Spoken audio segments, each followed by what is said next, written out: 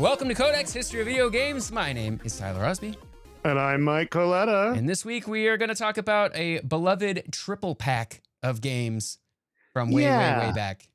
Beloved is a good way to put it. Yeah. I'm going to be honest. I was a little at a loss this week about what to talk about. And then I was kind of roaming through my head thinking about things we talked about in the Discord before. And I could have sworn someone said, have you guys actually done Mario yet? And then I was like, we haven't done Mario yet, technically. And then I was like, well, what's Mario start with? Super Mario Brothers. And then I kind of got to, oh, that's the one that was paired with Duck Hunt, because that's what I had as a kid. Mm-hmm. I had Super Mario Brothers and Duck Hunt. So that's what I want to talk about today. We're going to talk about Super Mario and Duck Hunt, the combo cartridge, and then we're going to talk about the other combo cartridge that was Super Mario Brothers, Duck Hunt, and World. I always forget because I knew it as like Stadium. It's supposed to be called Stadium. It was originally called Stadium Events, and then it's turned into World Class Track Event. Yeah, World Class Track Event or World Class Track Meet. Yeah, World Class Track Meet. It was originally known as Stadium Events, though. So the lone cartridge of Stadium Events is this the same game that is like worth $1 bajillion? Yes. If you have a individual copy of Stadium Events, it is worth a ton of money. In fact, that is one of my sources. There's an ESPN article on this about how expensive that cartridge is because it's super special. And we'll talk about it later on, but there's not a lot of copies made because it had a very short run before it switched. So let's just get started today talking about the grime facts. Also, this might be the first thing we've ever talked about that was in the Smithsonian Museum of American History. Did you know that? This cartridge, specifically the double cart, the one that's Super Mario Brothers and Duck Hunt. That was the one packed in with the NES when it was released in North America. This original one, which came out in 1988, is when this compilation cartridge came out. That is in the Smithsonian Museum of American History, which I think is pretty cool. That's pretty cool. And I use them as a source for part of this. So we'll go through that. But these were both developed by Nintendo. Everything today is going to be developed by Nintendo, by the way. This is back in the 80s. When everything was developed by Nintendo. Yeah. Duck Hunt, well, everything for the NES anyway. But that's not entirely true, though, because Stadium Events was done by Bandai. Oh. So, yeah. So if I going back down in here, yeah, it was Bandai did Stadium Events. So just know that. It's kind of we're gonna go through it, but okay, I don't want to jump around too much. So Duck Hunt was released originally on April 21st, 1984 in Japan on the Famicom, and then October 1985 on the NES. Super Mario Brothers was September 13th, 1985 in Japan, and October 1985 in North America. And then we get the combo cartridge of both of them, the compilation cartridge, as part of the NES action set, which was released in November of 1988 in North America. And that also comes with the zapper and 2 controllers. Big time, okay? So this originally came out on the NES. The recommended way to play is actually an NES with a CRT TV, because if you try to use the zapper on a non-CRT TV, it's not going to work. And we'll talk about why that doesn't work. And if you were to emulate it or do other stuff, you potentially run into some latency issues too that also make the Duck Hunt gun not work, even if you were to do it on a CRT. Mm-hmm. It's about timing is what the problem is with that. And we'll talk about that. And it's specifically between analog and digital timing. Mm-hmm. So you can also play this on Nintendo Switch Online too, just so you know, but I don't know how it works, if that works well. I would say this though. Can you use the pointer maybe? I think so. Yeah. Okay. That makes sense. Number of copies sold. We don't have exact numbers, but it is estimated to have sold well over 20 million copies of the NES action set. And then if you go back to the only like single copies, it's 40 million of Super Mario Brothers and 28 million of Duck Hunt. So those are very ballparky numbers. So we do a little quick math. That's like 88 million copies. I don't know if I've ever seen Duck Hunt just on its own though. It's almost always part of the Duo cartridge. Yeah, I haven't either, but it did come out by itself. Yeah. I think it was one of the ones though that was more popular in Japan to be solo by itself. I think you and I probably know this most as being this combo cartridge, right? Yeah. Genre or gameplay style. So Super Mario Brothers is a side-scrolling platformer, and the Duck Hunt game is a light gun shooting game, very arcadey. You can beat Super Mario Brothers in approximately 2 hours, right? I would say probably even less if you're using warp pipes. But that's again, that's like Nintendo difficulty. It's like, don't expect to, for your first time ever, load up Super Mario Brothers and then roll credits in 2 hours. Like this, you're gonna put dozens of hours just like getting good before you actually finish this game. For sure. And Duck Hunt really doesn't have a time to complete because it's very much an arcadey, challengey kind of game. There's no winning Duck Hunt, right? You don't win. Yeah, you just play. Yeah. There is no Metacritic score because this existed before Metacritic. But I mean, these are both considered like some of the greatest games of all time, definitely in the list of greatest NES games of all time. So there you go. The Super Mario Brothers Duck Hunt cartridge has 2 games on it, as we mentioned before. Super Mario Brothers is a platformer. I think we all know what Super Mario Brothers is, but if this is your first time hearing of it, welcome to the new world. It's a beautiful place. And then also, if you don't know, this is like the very first Mario where you would go from left to right. You cannot go backwards in the screen. That's an important thing. It locks you. And on top of that, this is the first instance of getting mushrooms to get bigger.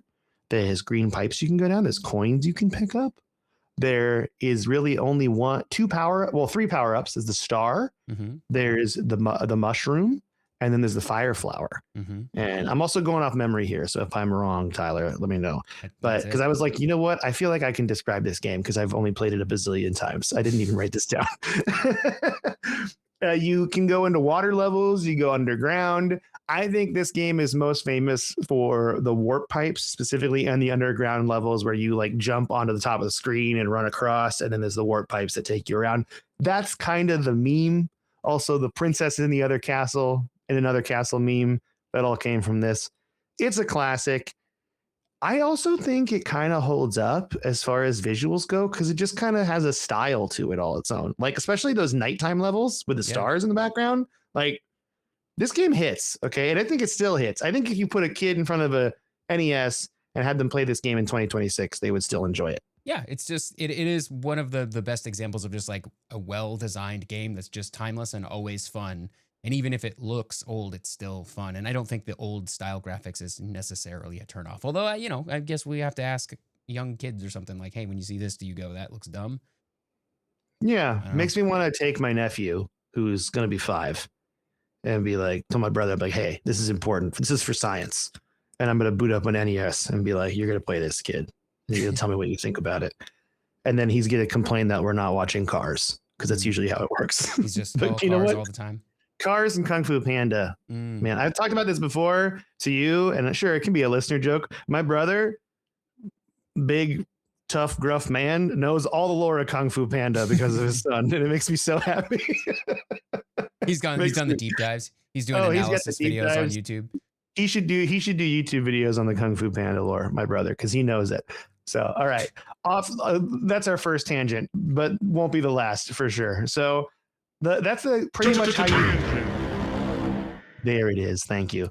So, I'm trying to look to see if I missed anything from my little notes here, and yeah, there's really not. I would say that this is so much the basis of every platformer, right? Is Super Mario Brothers. This is where it all starts. This is where it all comes from. So if you're like, maybe let's say you're younger and you never played this game, give it a shot. I would say, because it's just fun. And also it's so low stakes. Just play a couple levels, enjoy yourself, live your truth. Yeah. I think the thing that makes this game feel the best out of all of the platformers of that era, because I'm sure if you say Super Mario Bros. Invented the platformer, there's somebody out there who's be like, actually, this game was the first platformer.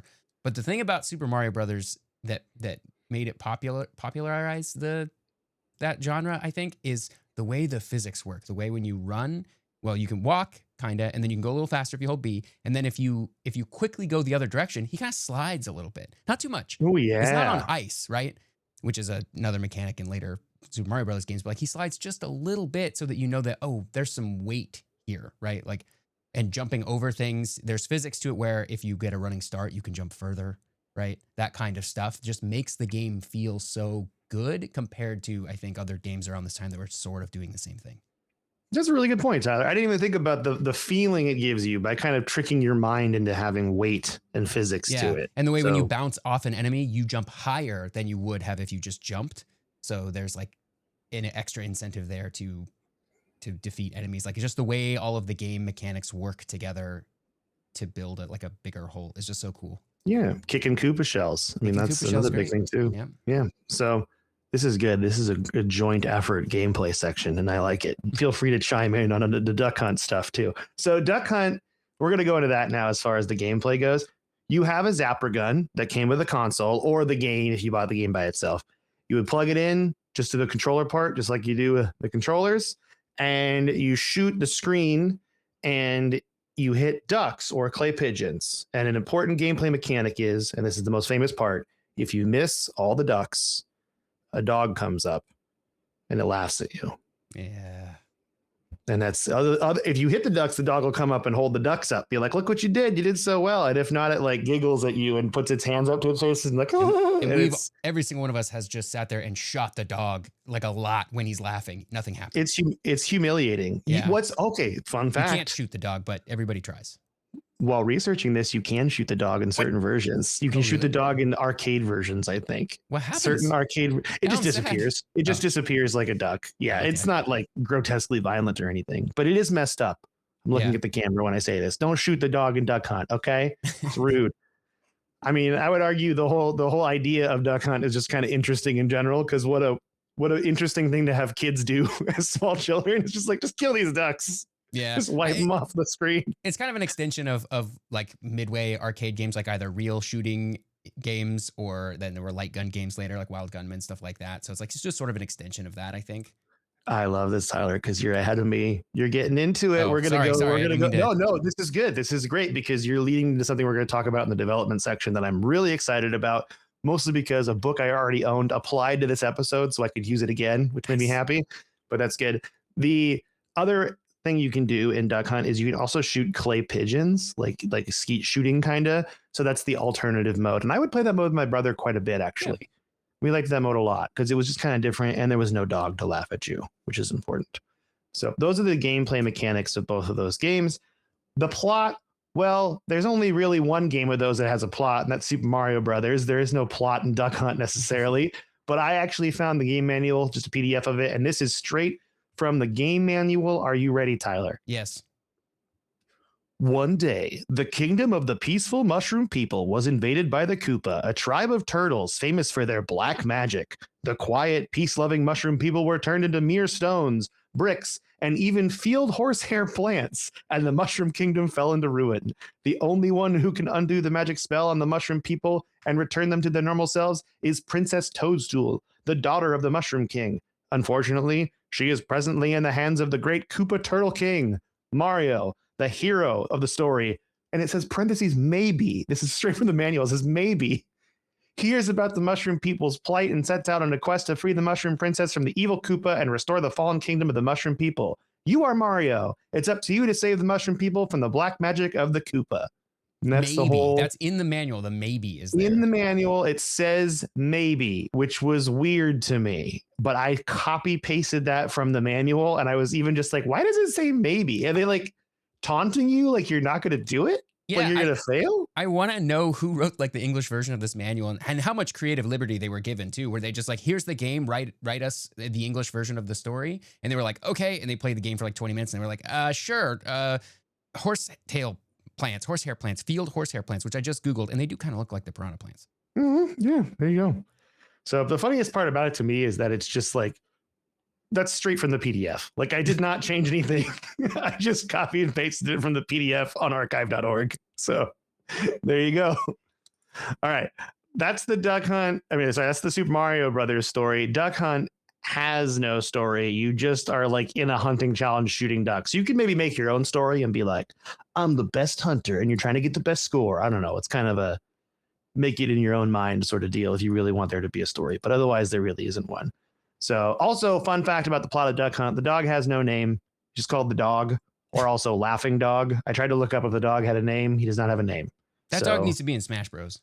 That dog is in Smash Bros. In the Duck Hunt level Smash Bros. I want a full playable character, but not a playable character.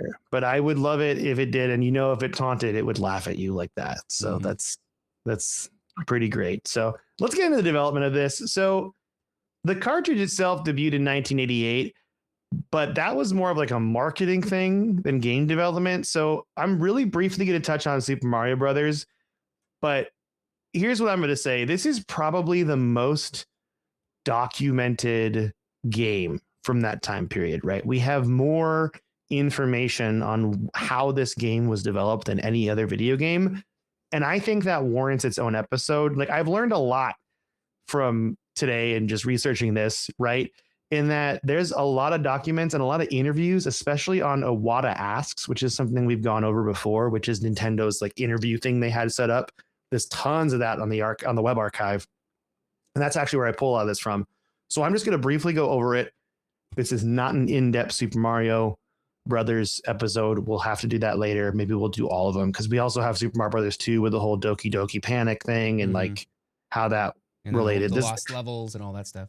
Yeah, there's a lot of interesting Mario stuff out there, and I just really wanted to focus on this combo cartridge, but I would be regretful in not just saying a little bit about Super Mario Brothers development. So here we go. It was developed by Nintendo Entertainment Analysis and Development Division by Shigeru Miyamoto, and with programming by Takashi Tezuka.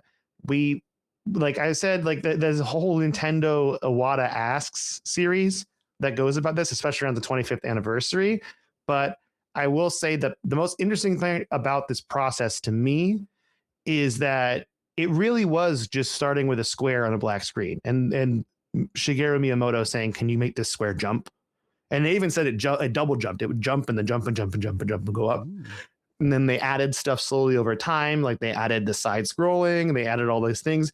It really was a process that was, I hate to use the word organic because I feel like it's overused, but that really was it. Because this was the 1980s. We didn't have the stuff we have today, right? They're really making it up as they go along. Yeah, they had nothing, like almost nothing to base this off of, right? They weren't going, I want to make it in this style. It was just like, let's just like sort of start programming some stuff, and then I'll think of some ideas of what we can make these little squares do. And then it's like, oh, who are the squares? Are they actually people, or are they just squares, right? Mm-hmm. And I mean, it was just trial and error. And then they ended up experimenting. And now we have things like having a mushroom to make you grow, the Fireball Mario, the screen scrolling, just to name a few examples. Like you think about it, we talked about Alex Kidd Miracle World, and that platformer is so much different than Mario, and it's not nearly as friendly as Mario. And I think there's a reason that we talk about Mario today and not Alex Kidd Miracle World. You know what I mean? Mm-hmm. And it was through trial and experimentation like this. So I am going to do more of a in-depth deep dive to Mario. That's kind of one of the things I've committed on this year. In fact, I just bought a bunch of books about it because I bought the continuation of this History of Nintendo book that I have flagged because we're going to talk about something in this today too. But we'll get to that when we get to that. So we're kind of going to brush over Mario. And I have a cool picture I found that I forgot to tell Tyler to screen share because I'm a very professional podcaster. So I put this in the Discord, but maybe I'll just put it cryptically and be like, we're talking about this tomorrow. And I'll put this up there as like a hint. But it's a design picture from that Iwata Asks, because Miyamoto kept all this documentation. He has these grid panel, like these graph paper sheets where they would actually draw out the screen and what they wanted to do, which I thought was really cool. It's such nice handwriting. I mean, I know it's in Japanese, but it just it's very neat. Yeah, it's very neat handwriting. Maybe that's more important in Japanese than it is in other writing systems, but mine does not look that good. I also like it was that like time stamped in the top right, like stamped for some sort of archive or collection, which I thought was really cool. Yeah.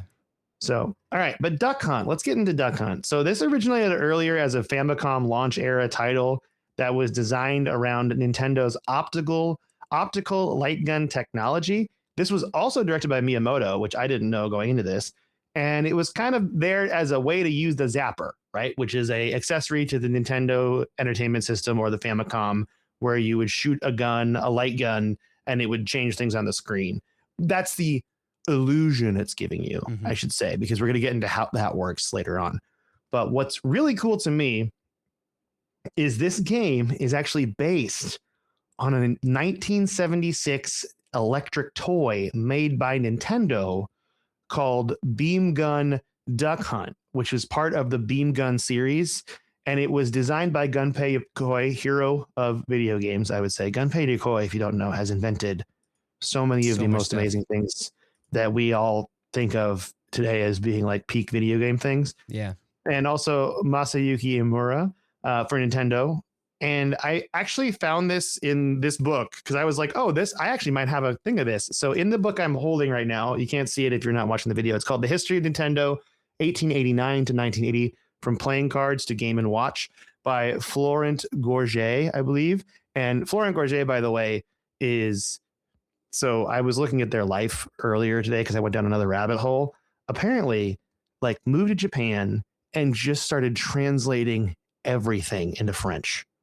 And that's kind of how they got their start with this stuff. Nice. And I'm talking like tons and tons of manga translated into French. And then they started archiving history stuff. And then they made these books.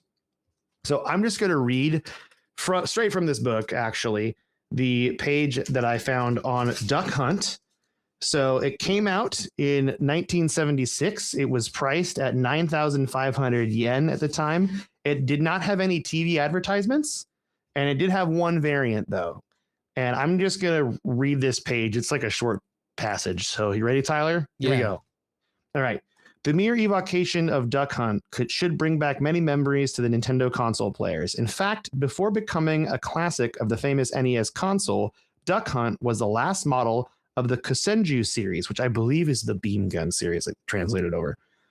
The main difference with the other SP and custom variants is that this time the target is mobile and immaterial. Imagine a small projector fitted with a pivoting head displaying pictures of flying ducks on a wall at a 60-centimeter distance.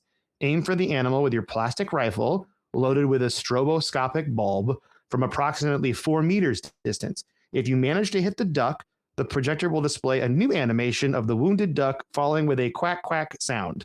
In the instruction booklet, Nintendo advises users to create a screen with illustrations of mountains and forests to bring about more realism, which I think is kind of cool that you're like, yeah, just put a thing on the background that makes it look more duck hunty for you. It's like all the Magnavox Odyssey games that just had like, this is a hockey rink. Here's how we'll tell you. Put this thing on your TV, this like overlay over your TV, because we don't have the power to actually put a real background here. I kind of love that, though. It's charming to me. Yeah. So it continues on to say, thanks to its reflection detection system, which was truly revolutionary at that time, Duck Hunt remains today an impressive analog toy. Its designer, Gunpei Yokoi, even thought about creating new flight patterns in order to bring some variety to the duck's trajectory. This, in spite of the high price and the impossibility of playing in a room with too much light, this brilliant toy was met with unequivocal success when it was released.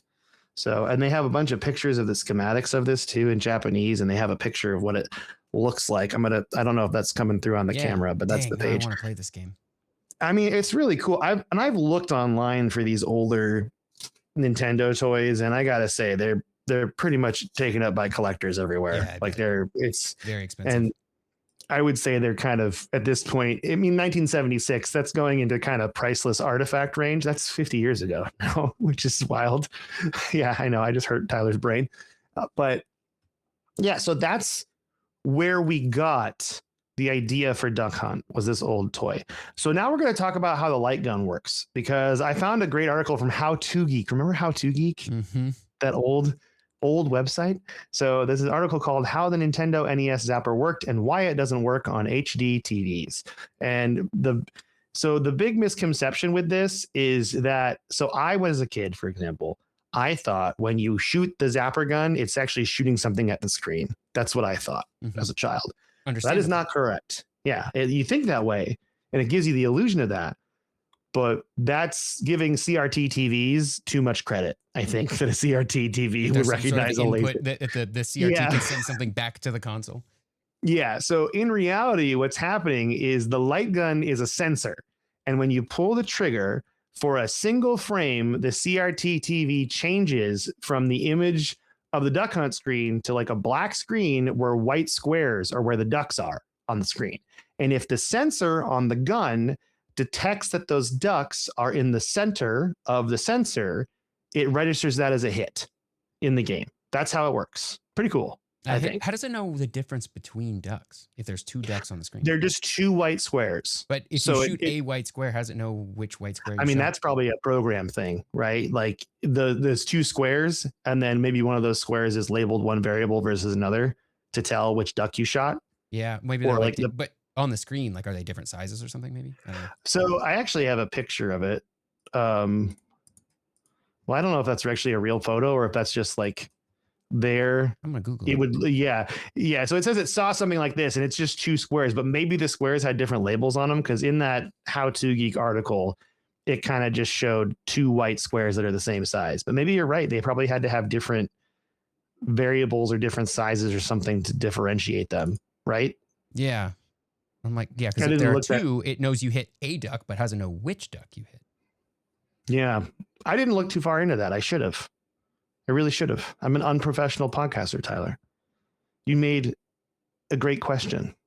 Yeah, maybe. I mean, I'm just like armchair trying to figure this out. Somebody is yelling in their car at us right now. Here's how it works. Maybe like maybe it's like 2 frames where like 1 frame is 1 square and 1 frame's the other square, and depending on exactly which one it knows which frame. Mm-hmm. Maybe, I don't know, something like that. They're yelling at their car, and they have a gun rack on the back, but just covered in Nintendo light zappers, not zappers. Real guns. Just yelling at us right now. Orange zappers, gray zappers. Mm-hmm. I had a gray one. That's the older one. It looks more like a real gun. They had to change them all to orange. Mm-hmm. It's true. So that's how it works in essence. But now we're going to answer the question why it doesn't work on your modern TV. And the answer is actually has to do with an analog versus a digital signal and the timing of that. So here's How to Geek's explanation. It's kind of long, but I'm going to read it off verbatim because I tried to like summarize this and I'm like, I feel like I'm missing something. I'm just going to quote this website. So here we go. Quote, first, it requires extremely precise timing between the trigger pull on the zapper and the response on the screen. Even the slightest difference, and we're talking milliseconds here, between the signal sent to the NES and the signal displayed on the screen can throw it off. The original timing sequence was based on the very dependable response time of a CRT hooked up to the analog NES signal. Whether the old tube TV was big, small, cutting edge, or 10 years old, the speed of the signal via the CRT display standard was reliable. By contrast, the latency in modern digital sets is not reliable and is not the same as the old consistent delay in the CRT system. Now, this doesn't matter in most situations. If you have your old VCR hooked up to the coax jack on your new LCD display, it doesn't matter one bit if the audio and video are delayed by 800 milliseconds because you'd never know. The audio and video would play in sync, and you'd have absolutely no way of knowing that the entire process was lagging by a fraction of a second. However, this latency completely destroys communication between the zapper and the NES and the events on the screen, end quote. So pretty self-explanatory, right? Like CRT had this universal timing built into them, and modern TVs don't, and that ruined everything. Yeah, they're doing all kinds of processing and stuff. Like, you know, on TVs nowadays, you turn on game mode to get some of that latency back, but nothing is as good. That's why, like, still people who play like Super Smash Bros. In tournaments and stuff play on a CRT because the latency makes a big difference to some games like that. For sure. Okay, yeah. So now we're going to talk about why were these bundled together. And this is all coming straight from the Smithsonian's page on the combo Super Mario Brothers and Duck Hunt cartridge. So by 1988, Nintendo decided to make the NES even more attractive, right? So they decided to, rather than bundle a single game, they combined Super Mario Brothers and Duck Hunt into one ROM cartridge and called it the NES Action Set. So it's kind of a marketing thing, right? So this contained the NES console, 2 controllers, the zapper, and then both those games on a single cartridge. And it immediately delivered the value to it because now you have like, you don't have to buy an additional game to have fun. Like it's all in this one set, which kind of was a big seller to people. And I actually recall, like, I think I would go to people's houses as a kid and they would just have this. Yeah. Like they would have the NES and then they had the combo cartridge and that's it. It's like people who bought the Wii and just had Wii Sports and they were like, this is great. This is all I want. Yeah. And it's fine. And that's kind of early on. I didn't even make that comparison to Wii Sports, Tyler. That's really good. So this compilation also kind of reinforced Mario's status as Nintendo's mascot too. Like we're going to have Mario as the guy on the console when you buy it. Cause I mean, let's be honest, Duck Hunt didn't really pop off like Mario did. But that gray cartridge with both games on it, to me, like when I think NES, I think that cartridge, this dual one. But there is another cartridge. There is another. And there was a combo called the NES Power Set. This came out in 1990 that added World Class Track Meet. This was developed by Nintendo, but it was originally developed by Bandai as the game's Stadium Events, right? So Stadium Events came out in North America on September 1987. Now, in 1988, though, they changed the name to World Class Track Meet and added the Power Pad to it. And so the Power Pad is a peripheral mat with buttons on it that you actually like run on. Yeah, it's like almost like a DDR style, like that like sort of material is like a cheaper DDR mat. Not the same layout, but. So I would say that because we're kind of in the grime facts for this, the best way to play this is to actually use the Power Pad. If you have access to a Power Pad, a used game store near you, a friend, eBay, that's how you should play this game to get the full experience. I don't think they remade the Power Pad. I don't even know if you can play it with a controller, to be honest. Yeah, I don't think you can because it had room for like 8 people on it or something too. Yeah, it was pretty big. It was pretty crazy, but so this was based on Stadium Events. The number of individual sales was unknown, but again, the NES Power Bundle set sold millions. We don't have the standard, like the standalone game sales figures, but we know that this was bundled and this bundle sold millions of copies. So it's very popular. The genre of this, on top of having Duck Hunt and Super Mario, is sports, Olympic style track and field events. And it's very much an arcade game. There's no story. You're just trying to compete with your friends and have fun. Just trying to get high scores. Yep, and because like of that, there's a sprint, there's a bunch of stuff. Yeah, there's so much stuff on there. And World Class Track Meet, in fact, we're going to talk about that right now. It had 4 different events. It had the 100-meter dash, the 110-meter hurdles, the long jump, and the triple jump. And its defining feature was that Power Pad, which is a floor mat with 12 numbered buttons. And instead of pressing the buttons on a controller, for example, you would physically run in place and step on the mat sensors as quickly as possible. For jumping events, players sprint across the pad before pressing both feet down simultaneously to leap. That's what the leaping, how you do it on there, which I just thought was kind of fun, like a fun, weird peripheral in the early 1990s. Yeah. It's awesome. The real ones know after like 2 tries of doing it with your feet, you just got down on your hands and knees and just did this with your hands. Just like hitting back and forth. Because you get tired. Yeah, it gets really tiring. I did have a note here in my notes that says that it supported an NES controller too, but I would say if you're not playing on a Power Pad, what are you doing? It's like playing DDR on a controller. Yeah, it's kind of even worse than playing DDR on a controller. That's not fun. Yeah, and up to 6 players can compete by taking turns. So this was like a really big party game, and that's what it was developed and sold as, right? It was a party game. And unlike simulation-focused sports games, World Track Meet really emphasized the timing of it, and it was a very cheery game. I remember playing this as a kid and being like, this is happy, right? It's very Olympic-y, right? Feel good. Lots of cheering, happiness, laughter. It's a good time. It's definitely meant to be played as a family, right? Mm-hmm. Just like the Wii. It's exactly like the Wii in that sense.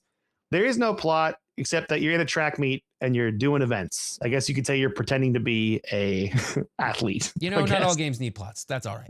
That's right. I'm just trying to do the grime facts justice. So I'm actually using an ESPN article I found on the value of the game Stadium Events, because that's what ended up becoming the most expensive, one of the most expensive video games ever is Stadium Events because it's so rare. Mm-hmm. But this was released in 1987 by Bandai, and Stadium Events was made use of a peripheral that was then called the Family Fun Fitness Mat.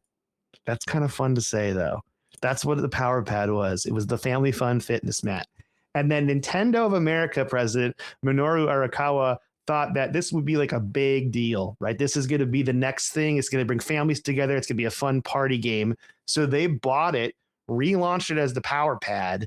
Stadium Events was changed to World Class Track Meet, so I didn't confuse the market. And that's a quote directly from Gail Tilden, who worked for Nintendo as a marketing person at the time. We've talked about Gail Tilden before.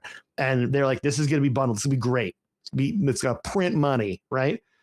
So that's why Stadium Events is so valuable, is it was only out for a year, less than a year, before being rebranded to World Class Track Meet. And Howard Phillips, friend of the podcast, suspects there were only 10,000 copies or less made, which he described as the minimum run Dang. Oh, of because it any also NES had game. the family fitness. Yeah, Map. so they only made 10,000 copies of this game and then rebranded it and recalled it instead of the Family Fit mat called the Power Pad, and that's why it's so expensive. Is it's truly rare because they just didn't make a lot of them.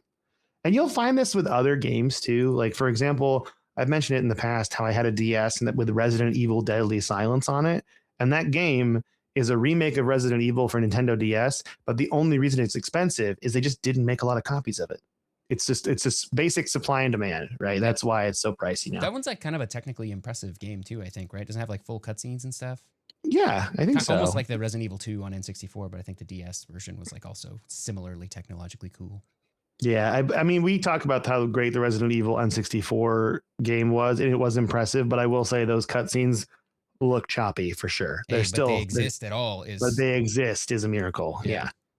So Nintendo selected World Class Track Meet as the title for like the showcase for the NES Power Set. So this came in 2 years later. So they bundled it with Super Mario Brothers and Duck Hunt on a 3-game multi-cart.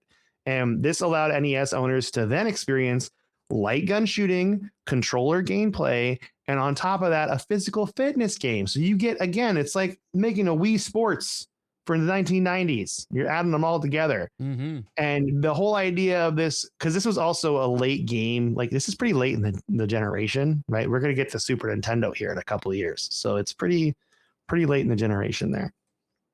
Now, I will say that the Zapper is more popular, you could argue, than the Power Pad, right? Oh, yeah. It probably goes, I would say Zapper, maybe Power Glove and then Power Pad, because Power Glove is kind of infamous. Yeah, it depends on what we're measuring here. If we're going by sales, I'm ranking it on popularity, and I'm saying, and by popularity you mean like people know about it. People know of it, yeah. Okay. Like, yeah, sorry, not popularity is in sales, but like people know of it. I'd say the Zapper is first. People know of the Power Glove more than the Power Pad. Yes, absolutely. Power Glove, notoriously not a great peripheral. We haven't talked about it. Was in The Wizard. It was in the hit movie The Wizard. Have we watched that? Have we talked about that movie on the podcast? We haven't, and we should. That's a good commentary movie. We should do that one soon. We should watch that. I haven't seen that since I was a child. Me too. It's probably not very good, but I would like to watch it. Do we have to buy Power Gloves while we watch it? Yeah, and we have to say the line with, what's his name? Lucas Barton? Is it Fred Savage? Isn't he in The Wiz? He is, but The Wiz is a different thing. The Wizard, he's one of the main characters, but the main bad guy, Lucas, has the Power Glove, and that's how he's like way better than everybody else at video games. And he says the line, man. I love the Power Glove. It's so bad. Which is true. It is bad. That's not how you play games. I don't think that's how he meant it. That whole movie is just one big advertisement for both the Power Glove and Super Mario Brothers 3, which hadn't come out yet. Let's make a stupid YouTube video where you and I design a better Power Glove. Let's do it. Okay. Codex designs a better Power Glove. I think that's like the VR controls that they have now. Actually, it's just the Apple Vision Pro headset is the better Power Glove, because like that's how you do stuff in Apple Vision. Is it like recognize all your fingers? Well, here's the thing: is we got to build a better Power Glove, and then we got to test it by you beating the hard branch of Star Fox 64 on it. Okay, all right, you got it. What we have to do. So, Codex Industries is on the case. Okay, so I'm gonna say like this was definitely the precursor, though, of we're talking games like Wii Fit, Wii Sports. Like any Wii peripheral, you can thank this multi cartridge, probably this compilation cartridge. You can thank for that, because this is where we got all that from, right? Yeah. And the crazy thing is, like, light gun technology, 1980s. That's pretty cool. Wii technology, not that much different, realistically. Yeah. Right. Yeah. Because they have the bar that senses it. It's very similar. It's different, but it's similar. But the bar sort of works in the same way in that the bar doesn't take anything in. It's only sending out IR signals that the Wii remote then picks up on and sends back to the console. Yeah. So like people call it sensor bar as if the sensor bar is doing anything. It's not. You can use candles instead of a sensor bar. That's right. You can use candles, famously. Yep. Because people would do that. And then they'd also throw their Wii remotes into their televisions. Yep. Which is also a whole genre. Yeah, that's why they came with the little straps, so you wouldn't throw it into your television. And then they had to come with thicker straps because people were still throwing them into their televisions. Dude, watching videos of people throw Wiimotes into their TVs was a vibe in college. And I'm saying college because it was 2006 when I went to college. So, oh gosh, I feel almost as old as the original Beam Gun Duck Hunt game. Oh, man. But yeah, so that's all I got today on this. I thought this would just be kind of a fun episode to talk about because these older Nintendo cartridges are really cool to me. And I love it. It's very nostalgic for me. And I think while we all can admit that Super Mario Brothers is the best game of these three, for sure, as far as the test of time goes, those two other games, Duck Hunt and World Class Track Meet, still silly and fun, albeit for like very short periods of time. Like you'd probably want to play Duck Hunt for like 10 minutes and be like, I got my fix. I'm good. And World Class Track Meet, as my understanding goes, is not a great game either. It's not great. I will say Duck Hunt has at least some cultural cachet. Like everybody knows about Duck Hunt, right? Like nobody spent a dog. Right. Not that many people have spent a ton of time playing Duck Hunt the way most of us have spent a ton of time playing Super Mario Brothers. But then you mentioned World Class Track Meet and they're like, what now? Yeah, I actually always thought it was called Track and Field, but it's not. It's called World Class Track Meet. Yeah. That's the crazy part too, is I was as a kid called it Track and Field. There is another game called Track and Field. So and it probably doesn't even work with the power pad. It might. I was actually looking up. There is a list of power pad like compatible games. Yeah, on here. There's more. So we have, I'll read this is just off Wikipedia, by the way, but I'll just read it. There's Athletic World, Running Stadium Events, Dance Aerobics, Jogging Race, Maro Daisakusen is a maze exploring game. Oh, that's cool. Street Cop. What? Super Team Games. Manhattan Police. Yeah. There's more. Suits, Tatsugeki Fun Takeshi Joe. I hope I'm saying that right. Fun Takeshi Joe 2. The Rai dude, Matt in Japan's just gonna make fun of me. I'm afraid to say this out loud. Lots of Japanese released games. And then also one called Short Order Explode. Yeah. And that's looks like another compilation. We're looking at the same Wikipedia page, I think. That's another like compilation cartridge, it looks like. Yeah, but Dance Aerobics is another Bandai game. So that makes sense why it works with it. So maybe you and I one day should just do a video of us playing Dance Aerobics. Yeah. On it's NES. A music game. Do you think we'd be really good at it? Yeah. I think so. You can see the people on the cover of Dance Aerobics. It says Dance Aerobics, hop, skip, and jump your way into shape. All right. Let's do it. There's so many dumb YouTube video ideas. I lost 20 pounds doing dance aerobics for the NES. That's how long it took me. And it's you holding up the power pad making a YouTube face? Yeah, like worst peripheral, ! Question mark. Banned in 7 countries. Oh yeah, man. That's the most YouTube clickbait kind of thing we could do. But with that, Tyler, what you been playing? Oh, I'm so glad you asked, Mike. This week, most of my gaming time has been devoted to Star Fox. The new one? The new one. Yep. And it's so good. I love it. It is the gameplay itself is pretty faithful recreation. Although I was talking about this with Matt in Japan a little bit. It seems easier to get the medals this time. Like I got the Area 6 medal first try on this. I'm not sure what's different or why that is. Because I've never gotten that medal before ever on Star Fox. And I got it first try. And it's still 300 hits. I couldn't figure out what was different about any of it.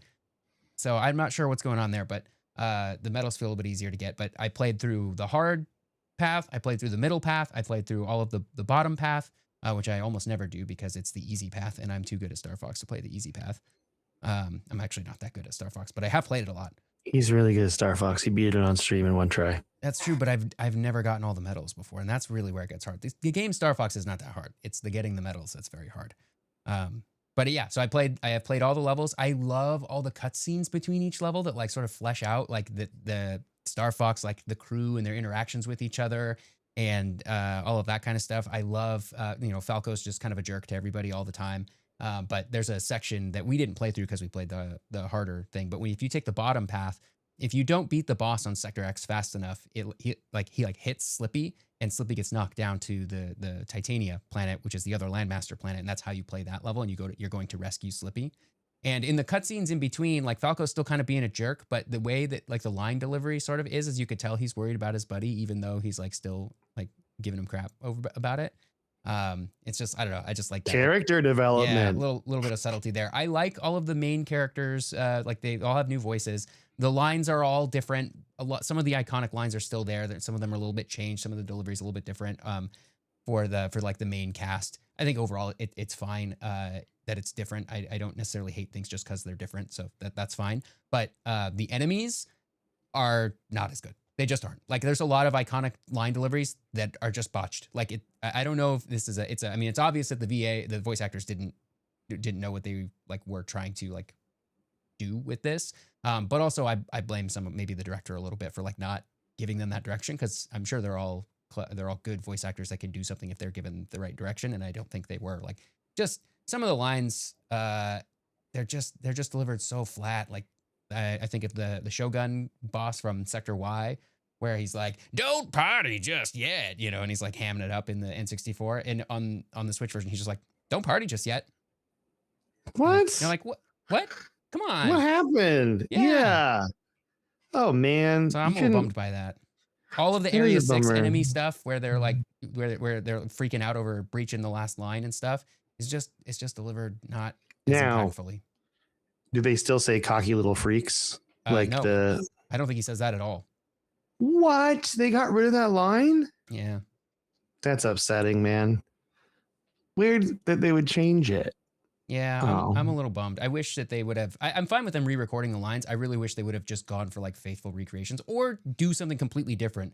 Like don't do like the same line or the same line slightly tweaked. Like just change it entirely would be fine. And just say you're changing all of it. Just do that.